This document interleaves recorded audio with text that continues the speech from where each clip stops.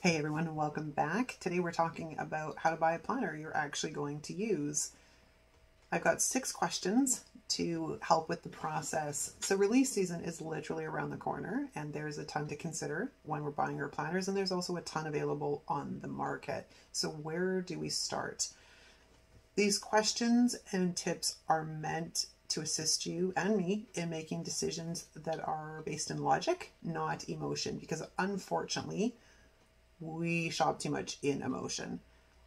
Come on, we've all done it. It's that 2 a.m. purchase on Instagram or Amazon that was emotionally motivated.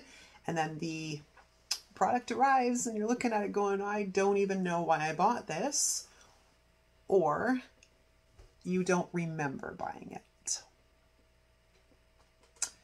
Well, number 1. Determine your budget. Get this out of the way now. When it comes to planners, there is a wide range of prices, Notique to Etsy and everything in between.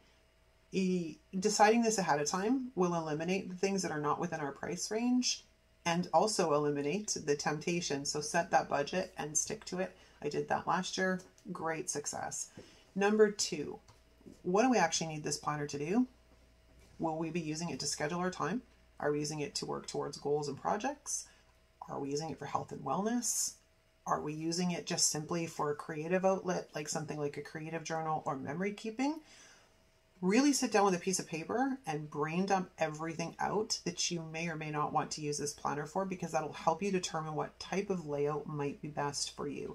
If you're a new planner, my recommendation is to go with a classic vertical. Happy Planner's bread and butter is their classic verticals, and as such, all of their sticker books for the most part are geared towards the classic vertical. It'll make life a lot easier when you're trying to develop your own planning style, so just stick with a classic vertical. Number 3, what binding do we like? I've used book bound, rings, coils, spirals, and discs, and personally I am 100% a disc bound girl. Now that I've found them, I will never use anything else. I need to be able to take my pages off of the planner. I do not like the awkwardness of trying to write near the column, or when the planner is really thick on one side and your wrist is all cranked. No. So I must be able to take the pages off. Technically, yes, you can do that with a ring bound planner as well. I just happen to like the discs and that whole sound that, they come off with. Number 4. What is your planning style?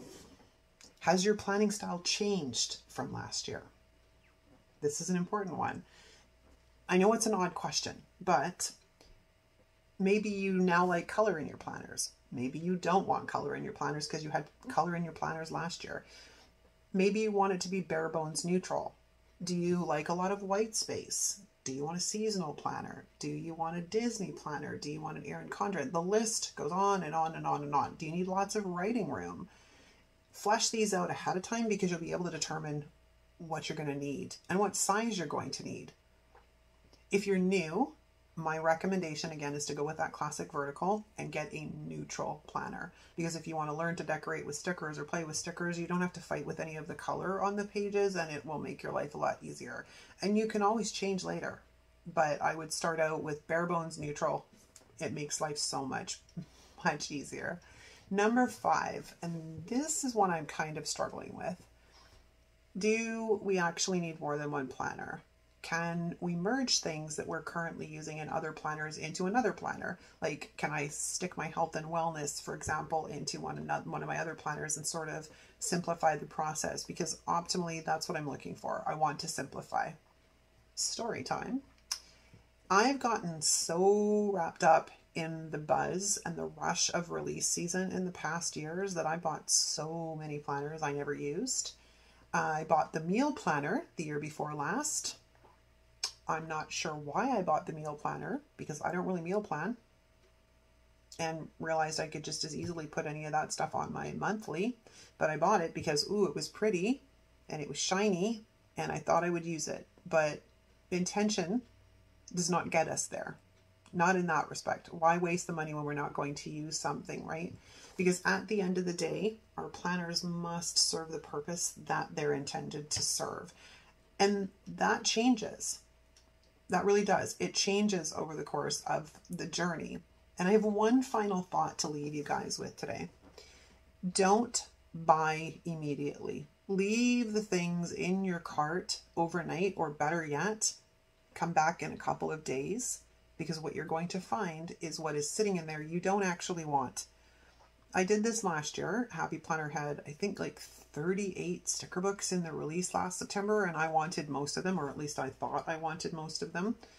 But I had arranged with myself prior to that I was going to back away from the influencer hype and just breathe and come back to it with fresh clarity in a couple of days.